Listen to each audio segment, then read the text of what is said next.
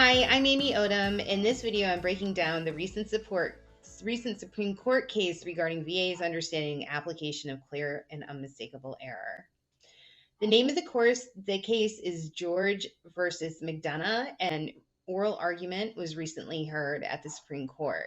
What happened in this case is that after being medically discharged, Marine Corps veteran Kevin George filed for disability benefits in 1975 for schizophrenia. The VA regional office denied his claim, and when he appealed, he was also denied by the Board of Veterans' Appeals. He did not then have the opportunity to appeal to the courts because at that time, the law said that veterans could not appeal VA decisions to the court. So once he got the denial from the Board of Veterans' Appeals, that was the end of his case. And then fast forward many years later in December 2014, the veteran petitioned the Board of Veterans' Appeals to revise its 1977 decision denying the veteran's claim for schizophrenia.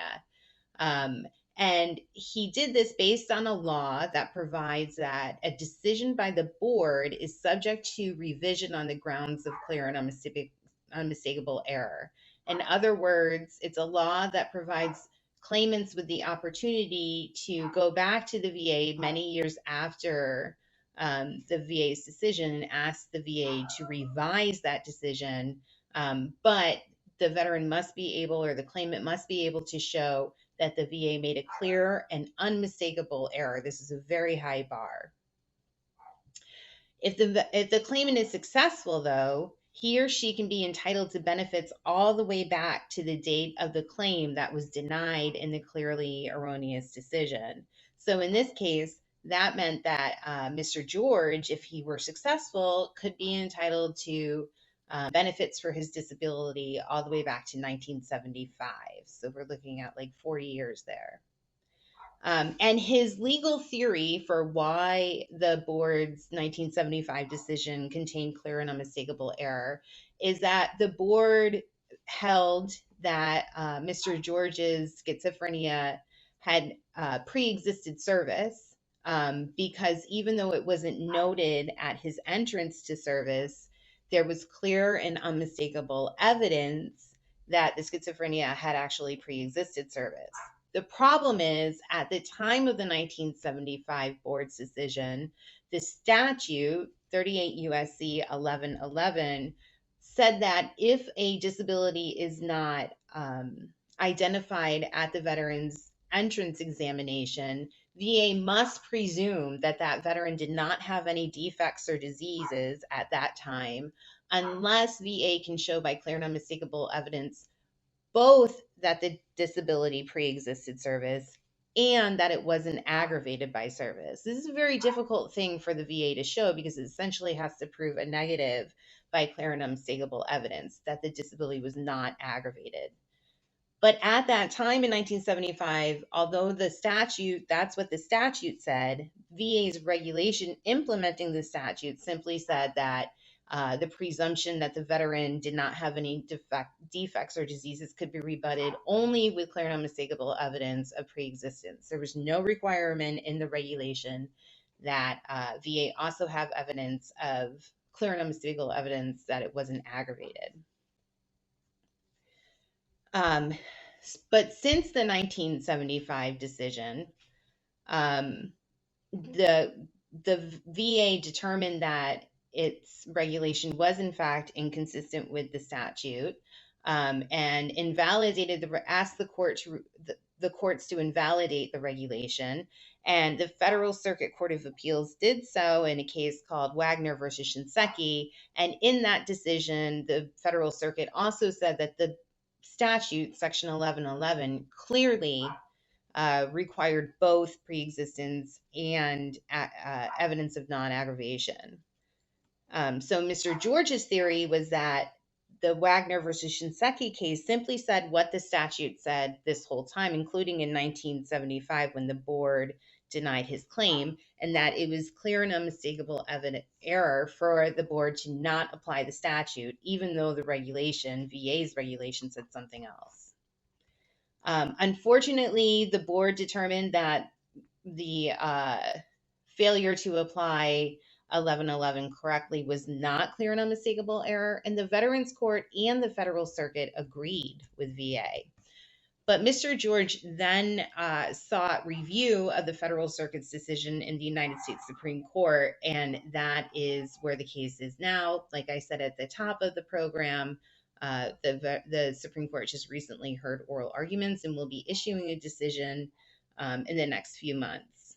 So what does this mean for the state of veterans law today? Well, the case presents the following question to the Supreme Court.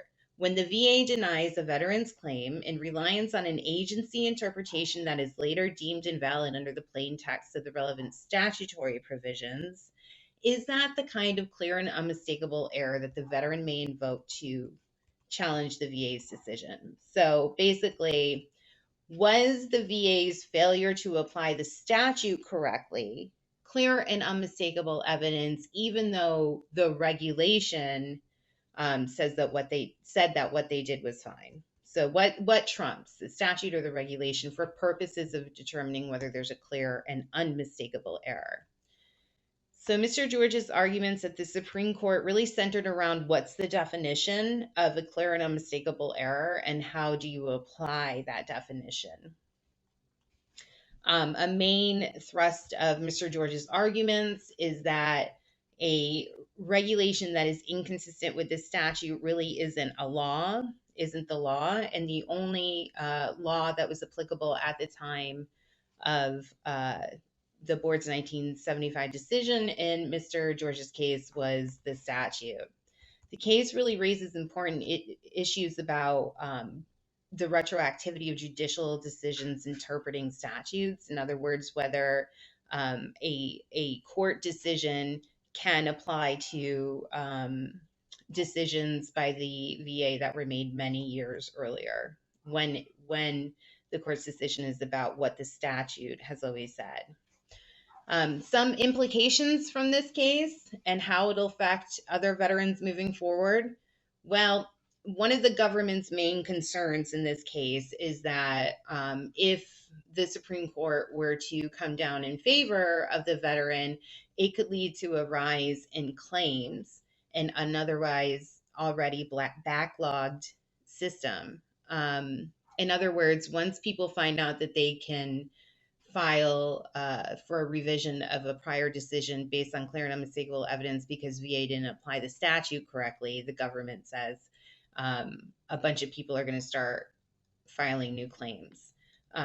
Personally, I think that's unlikely. There's not a lot of, there aren't a ton of statutes out there that VA has just been so blatantly misinterpreting like they did 1111. So another possible implication of a favorable decision in this case for Mr. George is that it could help other veterans who were denied based on VA's incorrect interpretations of statutes. But again, there aren't a whole lot of those kinds of cases out there because there aren't a whole lot of statutes that VA misinterpreted the way they did this particular statute. So another possible implication is that really it could just return things to status quo. Prior to the Veterans Court's decision in George, the judges on that court routinely agreed with veterans that the VA had to also show clear and unmistakable evidence of no aggravation prior to when the regulation was invalidated, because that's what the statute has always required. So if Mr. George wins here, then, things could just be like they were before the Veterans Court's decision in George. So in closing thoughts, this is a really exciting case. There aren't a whole lot of veterans law cases that get up to the Supreme Court. This has been the first one in at least a decade.